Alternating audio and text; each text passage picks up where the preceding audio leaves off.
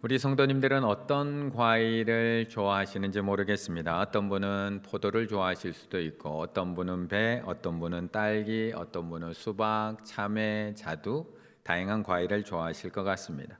저는 몇 년 전에 처음으로 충주에 와서 놀란 것이 길가에 심겨진 가로수를 보고 놀랐습니다. 사과 나무가 가로수로 심겨 있는 충주를 들어오면서 깜짝 놀랐습니다. 충주로 들어오는 양쪽 길가에 사과나무가 쫙 심겨진 것을 보고 충주는 정말 사과의 고장이구나라는 것을 느낄 수 있었습니다. 그런데 이제 사과가 심겨진 지 그 가로수 사과가 심겨진 지 벌써 30년이나 되었다고 합니다.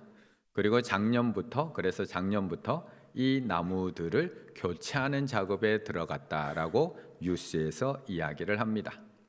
충주시가 사과나무 가로수길 재조성에 나섭니다. 충주시는 기존 구간에 고사된 사과나무를 베어내고 7년생 후지 129그루를 심은 데 이어 이달 중순부터 4월 초까지 건국대 사거리에서 충주역 1.7km 구간에 후지 200그루를 심을 계획입니다. 또한 지현동 사과박물관 입구에 홍옥 15그루를 심어 일명 사과나무 이야기길을 신규 조성한다는 방침.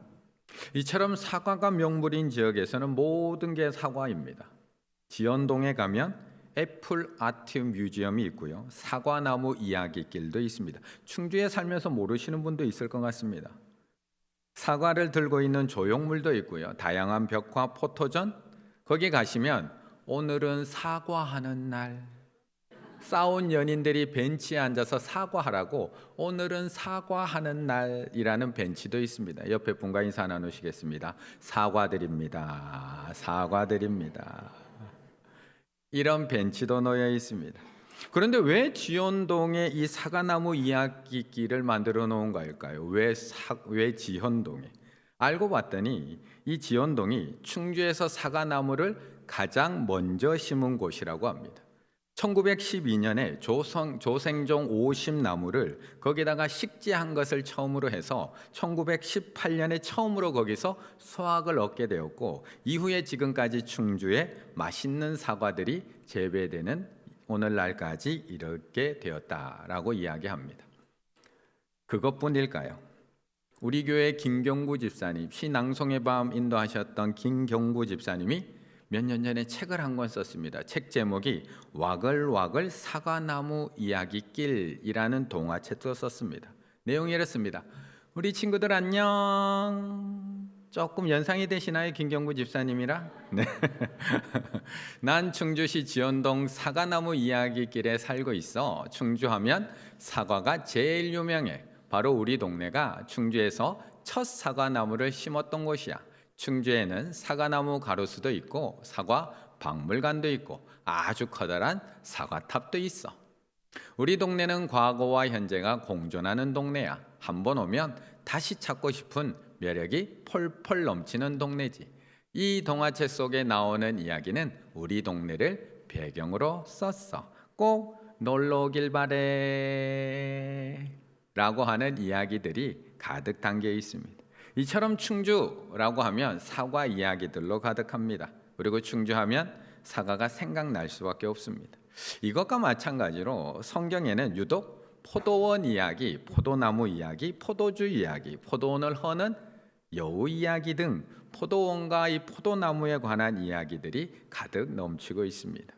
그 이유는 우리가 사과 이야기를 하는 것처럼 이 성경이 배경이 된 이 지역이 포도 농사가 잘 되고 또 많은 사람들이 포도 농사를 짓고 있었기 때문에 그렇습니다.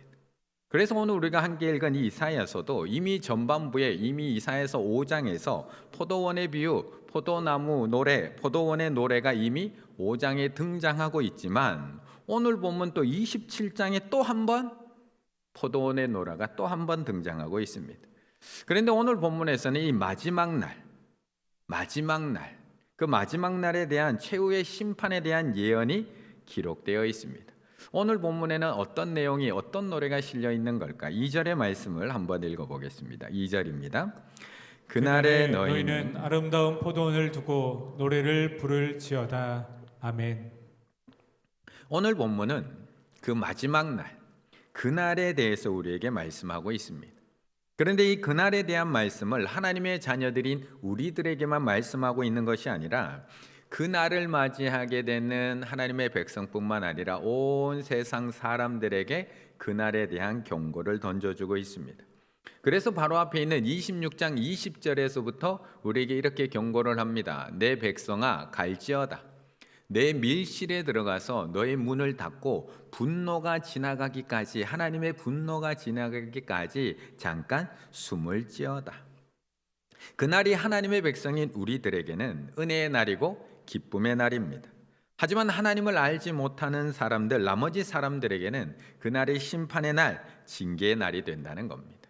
그래서 그날은 두 개의 얼굴을 갖고 있습니다.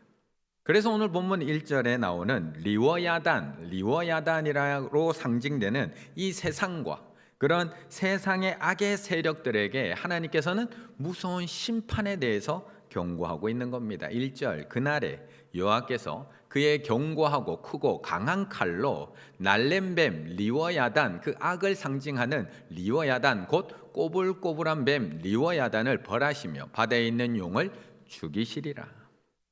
심판을 예언하고 있는 말씀입니다. 하지만 이와는 정반대로 이 마지막 날이 되면 이 포도원, 하나님의 백성들로 이루어진 이 포도원이 아름다운 포도원이 될 것이라고 또한 말씀하고 있습니다. 우리는 우리의 노력과 우리 수고로 지금 이렇게 잘 살아가고 있다고 생각하며 살아갑니다. 이렇게 건강하게 살아가고 있고 우리가 열심히 또 성실하게 살아서 우리 가정도 이렇게 평안하다고 착각하며 우리는 살아가고 있지만 사실 우리가 포도나무로서 제대로 된 포도 열매를 맺고 좋은 열매를 맺을 수 있는 것은 우리 나무가 좋기 때문이 아닙니다. 우리 성품이 좋고 우리의 기본적 자질이 뛰어나고 우리 나무가 좋아서 그런 열매를 맺고 있는 게 아니라는 겁니다. 앞에 나오는 이사야 5장에 나오고 있듯이 우리는 하나님께서 심어주신 극상품 포도나무인데 우리는 들포도 열매를 맺는 그런 어처구니가 없는 그런 포도나무들입니다. 매번 주인을 실망시키는 포도나무, 어디다가 찍어서 내어버리고 싶은 그런 포도나무, 굳이 멀리 찾을 필요도 없이 나 자신, 나 스스로를 한번 돌아보면 알 수 있듯이 우리는 결코 좋은 포도나무가 아닙니다. 그런데 6절에 보시게 되면 이 포도나무가 제대로 뿌리를 내리고 움을 틔우고 꽃을 피우고 좋은 열매로 지면을 가득 채우고 있습니다. 6절을 한번 같이 읽을까요? 6절입니다. 후일에 야곱의 뿌리가 박히며 이스라엘의 움이 돋고 꽃이 필 것이라. 그들이 그 결실로 지면을 채우리로다. 아멘. 처음에 심을 때는 야 이거 잘할까? 야 이게 앞으로나 살아나기나 할까? 아무런 가능성도 보이지 않았던 그런 작은 묘목에 불과했습니다.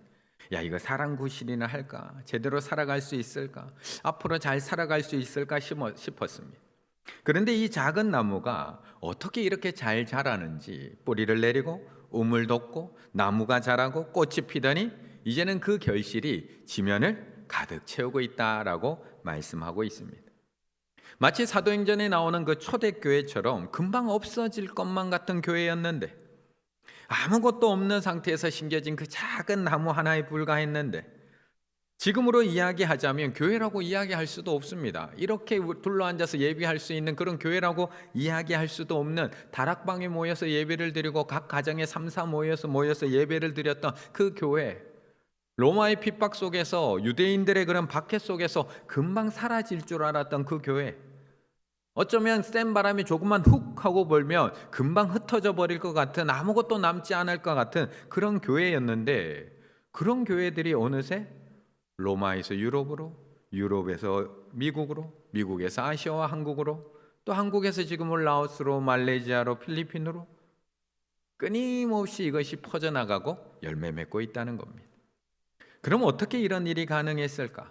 어떻게 이 작고 보잘것없는 이 어처구니 없었던 포도나무 한 그루가 어떻게 이렇게 건강하게 잘 자랄 수 있는 것일까요?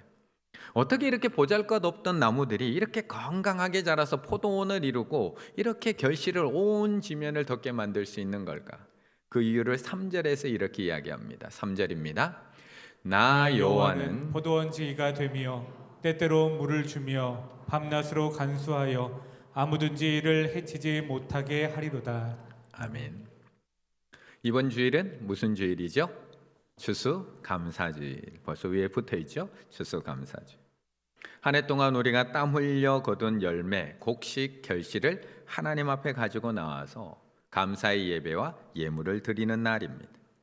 누구는 한 해 동안 열심히 땀 흘려서 농사를 지어서 결실을 얻은 분도 계시고, 누구는 열심히 공부해서 열매를 얻은 분도 있을 거고, 누구는 한 해 동안 열심히 회사 생활에서 땀 흘려 결과를 얻었을 거고, 누구는 하루 종일 운전을 해서, 누구는 아이들을 열심히 가르쳐서, 누구는 한 명이라도 손님을 더 잘 받고 소중히 여겨서 장사를 해서 풍성한 열매를 얻게 됩니다. 그래서 그 열매 하나하나에는 정말 우리 성도님들의 땀과 눈물과 또 수고가 담겨 있는 너무나 소중한 그런 열매들을 하나님 앞에 가져오게 됩니다. 그런데 우리가 이렇게 이야기하면서 조금만 더 가만히 깊이 생각해 보면 그 결실, 그 열매란에 그것만 담겨 있을까요? 우리의 땀과 눈물만 거기에 담겨 있을까? 정말 우리의 땀과 눈물을 쏟으면서 그 결실을 얻었지만 그것만 담겨 있을까? 설교의 황태자라고 하는 스펄전 목사님은 시편을 설교하면서 이 부분을 약간 이렇게 그런 곡식들을 바라보는 시각을 우리에게 이렇게 이야기합니다. 풀 한 폭이라도 경건한 눈으로 바라보라. 경건한 눈. 그리하면 하나님이 그 속에서 어떻게 역사하심을 알게 될 것이다. 채소는 사람을 위한 것이며 그는 땅을 갈아야 한다. 그렇게 하지 않으면 땅이 양식을 내지 않을 것이다. 하지만 들판에서 자라는 풀을 만드신 바로 그 하나님께서 또한 그것을 자라게 하신다. 사람들은 그 사실을 자꾸 잊고서 자신의 생산품, 내가 맺은 결실에 대해서 자꾸 이야기하고 자랑을 한다. 하지만 사실상 하나님께서 함께 하시지 않는다면 그의 쟁기질이나 씨 뿌리는 일도 다 허사일 것이다. 푸른 이파리들을 움트게 하시고 각 이삭들을 여물게 하시는 분은 바로 여호와시다. 눈을 밝히 뜨고 바라보기만 하라. 그리하면 여호와께서 곡식밭에서 친히 역사하고 계심을 보게 되고 알게 될 것이다. 그래서 우리는 열매를 하나님 앞에 가지고 나오는 겁니다.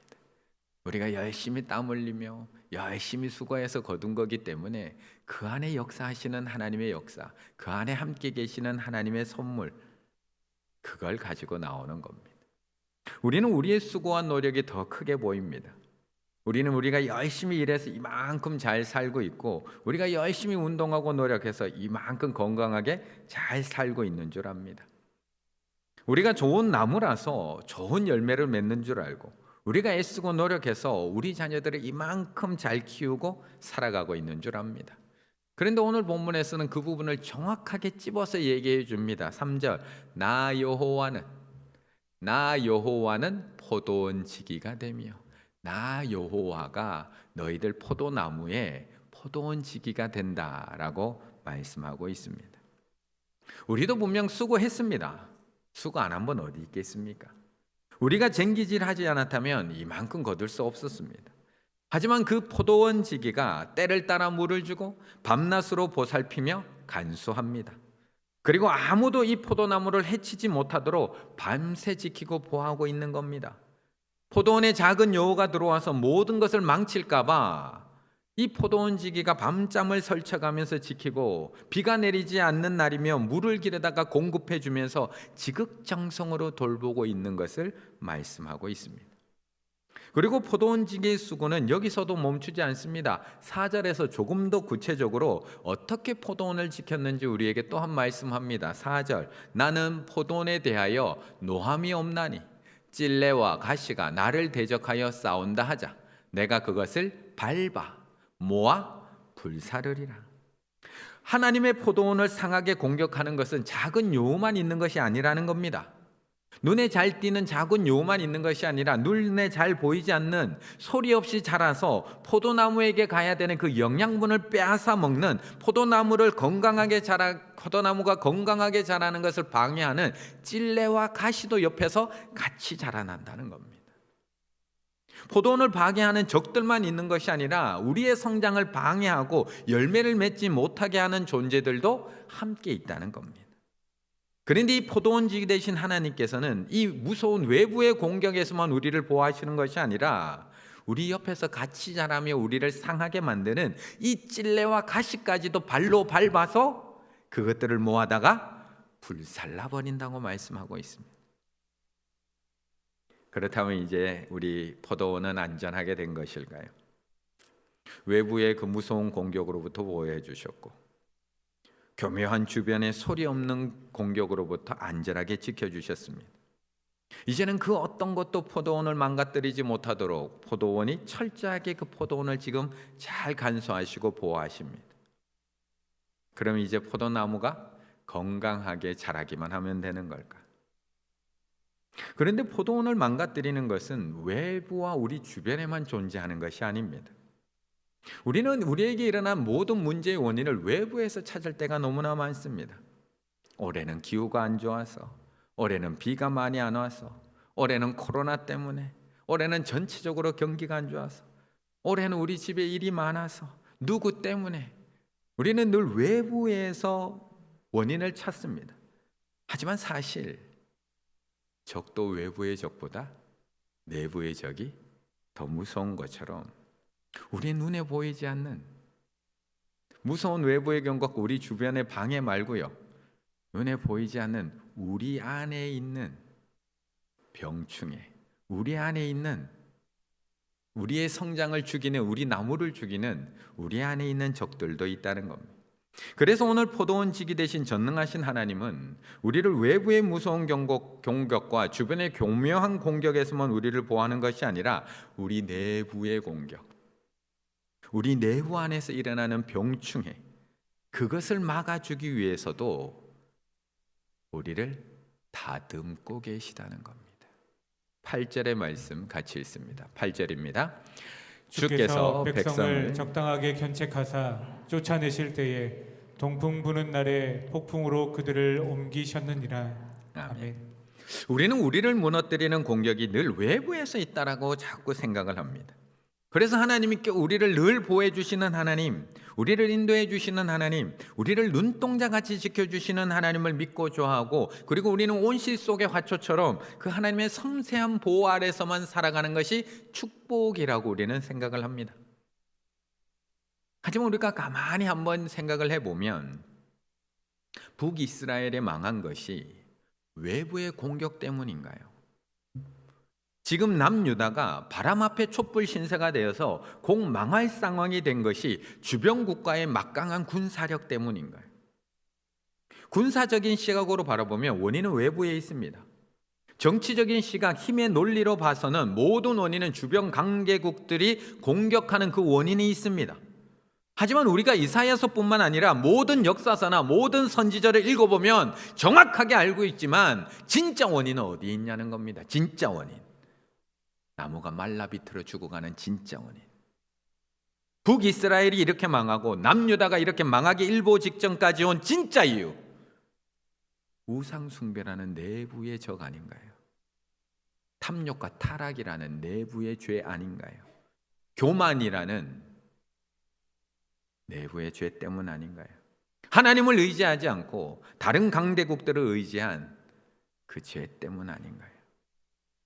그래서 포도원 지기 되신 하나님은 이 마지막 날 이 포도원이 정말 풍성한 포도원, 하나님 보실 때 정말 보기 좋은 그런 포도원, 많은 결실을 맺는 포도원이 되게 하기 위해서 병든 채로 그냥 보호하며 가만히 내버려 두는 것이 아니라 오냐 잘하고 있어라고 이야기하는 것이 아니라 적당하게 견책하신다라고 말씀하고 있는 겁니다.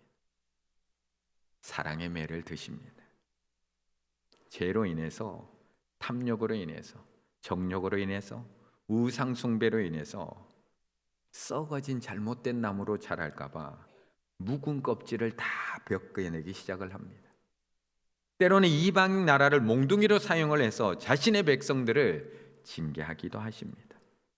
그리고 8절, 주께서 백성을 적당하게 견책하사, 적당하게 견책하사, 적당하게. 도대체 얼마만큼인 건가요? 적당하게. 하나님이 진짜 애매하게 말씀하십니다. 적당하게. 내 기분에 따라서, 내 감정에 따라서 화가 나면 정신없이 때리다가 정신 들고 나면 같이 붙들고 울던 우리들의 모습인가요? 아니면 화가 나면 내가 무슨 말을 했는지도 모르고 막 내뱉다가 정신 돌아오면 아빠가 미안해, 아빠가 정신이 나갔었나 봐, 아빠가 미안해. 이게 적당한 건가요? 이게 사실 우리나라에서 이 적당하게라는 말이 참 쉬우면서도 너무나 어려운 말입니다. 어머니, 양념 얼마나 넣을까요? 적당하게 넣어라. 아버지, 기름 얼마나 알아서 적당하게 넣고 와라. 반찬 얼마나 더 드릴까요? 적당하게 주시면 됩니다. 음료수 주세요. 몇 병 드릴까요? 두어 서너 병 적당하게 주세요. 도대체 2병을 달라는 건지 3병을 달라는 건지 4병을 달라는 건지. 이 적당하게라는 말이 말하는 사람에게는 참 쉬운 말이지만 듣는 우리에게는 참 어려운 단어가 적당하게. 적당하게 견책한다. 그럼 도대체 몇 대를 때려야지 적당한 걸까요? 어느 정도의 세기로 때려야지 적당한 걸까요? 저희 집의 첫째 아들이 5살 때였습니다. 5살 때. 월요일이라서 제가 출근은 안 하는 날이라서, 제가 쉬는 날이라서 저희 아들도 저하고 놀고 싶어서 그랬는지, 어린이집이 가기 싫었는지 저한테 와서 이렇게 얘기합니다. 아빠, 오늘 어린이집 안 가도 돼. 그래서 내가 왜? 오늘 아무 날도 아닌데, 빨간 날도 아니고 아무 날도 아닌데. 그러자 아들이 이렇게 얘기해요. 선생님이 오지 말라 그랬어. 선생님이 오지 말라 그랬어. 정말? 선생님이 오지 말라 그랬어. 아빠 가서 물어본다. 아빠 선생님이 오지 말라 그랬어. 제가 어떻게 했을까요? 손을 잡고 어린이집으로 갔습니다. 그리고 선생님, 그때는 제가 지금 가르쳐야 된다. 지금 가르쳐야 된다. 거짓말을 하면 안 되는 것을 지금 이 어린 때부터 가르쳐야지 얘가 바로 잘할 수 있다라는 착각에 빠져서 제가 손을 붙들고 어린이집을 갔습니다. 그리고 선생님을 눈앞에 두고, 애를 앞에 두고 물었습니다. 선생님 오지 말라 그랬나요? 아니요. 그래서 그 아이의 손을 잡고 집으로 돌아왔습니다. 그리고 집에 있는, 그때 회초리가 있었거든요. 집에 있는 회초리를 들고, 너 몇 살이지? 5살. 그러면 5대 맞아야지. 이때까지 단 한 번도 매를 맞아 본 적이 없기 때문에 이게 얼마나 아픈지도 모르고 그때부터 때리기 시작을 했습니다. 첫 방에는 가만히 있더라고요. 세상에서 이래 아픈 맛을 처음 봤기 때문에 이게 무슨 상황인지 몰라서 눈만 크게 뜨고 가만히 있더라고요. 2대, 3대, 4대를 맞더니 더 이상 못 맞겠다고. 아빠 더 이상 못 맞겠어. 아빠 더 이상 못 맞겠어. 그렇게 해서 4방을 맞았습니다. 그런데 중요한 것은 그 다음부터는 회초리만 보면 자지러집니다. 회초리만 보면 자지러집니다. 그래서 나중에 초등학교 들어간 이후에 상담을 받을 일이 있었습니다. 심리 상담하는 분에게. 그래서 애가 그림을 그린 걸 가지고 상담을 해주시는데, 그때 제가 때린 매가 초등학생이 맞아야 될 세기를 제가 5살 아이한테 때린 겁니다. 저는 나름 거짓말하면 안 돼를 가르치기 위해서 제 나름대로 때렸는데, 적당하게 때렸는데, 그게 초등학교 고학년이 맞아야 될 세기로 맞아서 그 트라우마를 없애는데 3년이 걸렸습니다. 3년. 도대체 적당하게, 얼마가 적당한 걸까요? 오늘 본문에 나오는 이 적당하다는 단어는 이 구약 성경에 오늘 본문 여기 딱 한 차례 사용되는 단어입니다. 측량하다라는 단어와 연계된 단어, 부피를 측량하는 스아라는 단어에서 파생되어서 적당하게는 베사세아라는 히브리어인데, 신중하게 측량하여, 신중하게 측량하여 징계하다라는 뜻입니다. 곡식에 무게를 재는 것처럼 그것을 재는 사람이 정확하게 무게를 재서 모든 것들을 다 고려해서 신중하게 측량해서 징계하신다라는 뜻을 갖고 있습니다.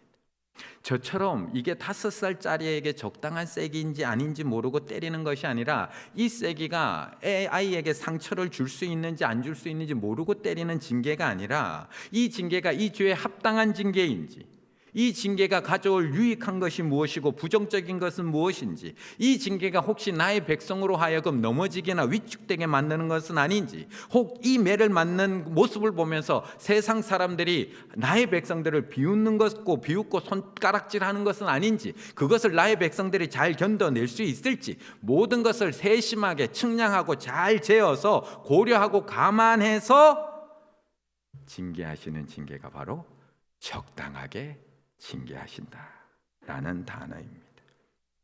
그래서 하나님이 우리를 적당하게 징계하고 계시는 겁니다. 견딜 수 있을 만큼, 이겨낼 수 있을 만큼, 하나님을 버리고 떠나지 않고 붙들고 있을 만큼. 그래서 지금 조금 아프실 수도 있는 겁니다. 그런데 이 적당하게 징계를 했더니 9절 이렇게 결론이 납니다. 야곱의 불의가 속함을 얻으며, 야곱의 불의가 잘못함들이 속함을 얻으며 그의 죄 없이 함을 받을 결과는 이로 말미암나니 곧 그가 제단의 모든 돌을 부서진 횃돌 같게 하며 아세라와 태양상이 다시 서지 못하게 함에 있는 것이라. 징계의 결과로 우상 숭배의 죄로부터 완전히 떠날 수 있었다는 겁니다.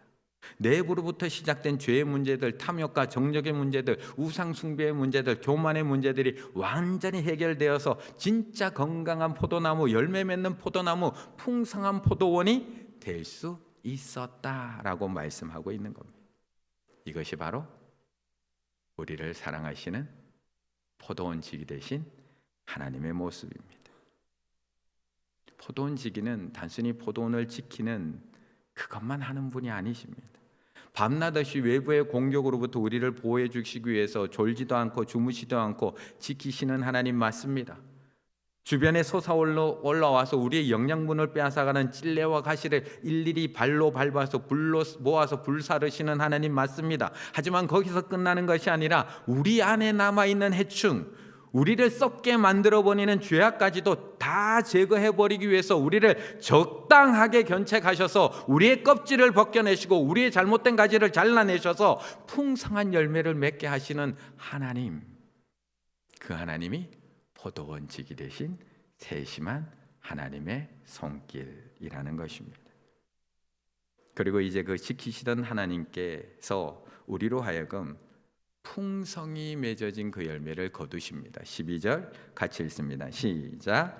너희 이스라엘 자손들아, 그날에 여호와께서 창이라는 하수에서부터 애굽 시내에까지 과실을 떠는 것 같이 너희를 하나하나 모으시리라. 아멘. 우리의 포도원 지기 되신 하나님은 추수의 순간까지 긴장을 늦추지 않으십니다. 아, 이제 농사 잘 됐네. 그리고 방에 들어가서 그냥 누워 쉬시는 것이 아니라 마지막 순간까지 이 맺어진 아름다운 열매, 귀한 과실들이 단 하나도 땅에 떨어져서 버려지지 않을 수 있도록 하나하나 모으고 계십니다. 내가 택한 자들, 내가 선택한 믿음의 자녀들, 우리 충인의 가족들, 저 생명 하나도 잃어버리지 않기 위해서 하나하나 조심히 다 모으고 계시는 겁니다. 이것이 지금까지 우리가 받고 있는 하나님의 사랑이며 포도원 지기의 세심한 손길인 줄로 믿습니다. 이번 주일 추사감사주일 하나님 앞에 드리는 그 예물과 결심만 포도원 지기 되신 하나님이 우리에게 주신 것이 아니라 우리가 지금까지 믿음의 뿌리를 잘 내릴 수 있었던 것, 작은 여우들로부터 공격받고 있지만 그래도 안전하게 거할 수 있었던 것, 우리 주변에서 찔레와 가시 같은 사람들이 우리 영양분을 쏙쏙 빨아먹음에도 불구하고 우리가 넘어지지 않을 수 있었던 것, 우리 가정이 이렇게 힘들고 어려움에도 불구하고 여전히 믿음을 잘 지켜나갈 수 있는 것, 죄로 인해서 죽지 않고 탐욕과 정욕으로 인해서 멸망하지 않고 이렇게 건강한 믿음의 나무로 자랄 수 있는 것, 그리고 결국 이렇게 든든한 포도나무가 되어서 작지만 포도 열매를 하나하나씩 맺어갈 수 있는 것, 이 모든 것이 우리의 포도원지기 대신 하나님의 세심한 손길이 있었기 때문이고, 세심한 징계가 있었기 때문이고, 세심한 사랑이 있었기 때문인 줄로 믿습니다. 2024년 지난 한 해 각 가정별로 아마 힘든 일, 어려운 일, 또 때로는 가시와 같은 일이 있었을 것입니다. 좋은 일도 있었겠지만 많은 어려운 순간들이 참 많이 있었을 것 같습니다. 하지만 그 모든 시간들이 우리의 세심한 포도원지기 되신 하나님께서 우리를 더 건강한 포도나무로, 열매 맺는 포도나무로 자라게 하기 위한 하나님의 세심한 손길임을 기억하시며, 이번 추수감사주일에 온전한 감사의 마음으로 하나님 앞에 나올 수 있는 우리 충일의 가족들 다 되시기를 간절히 바라겠습니다.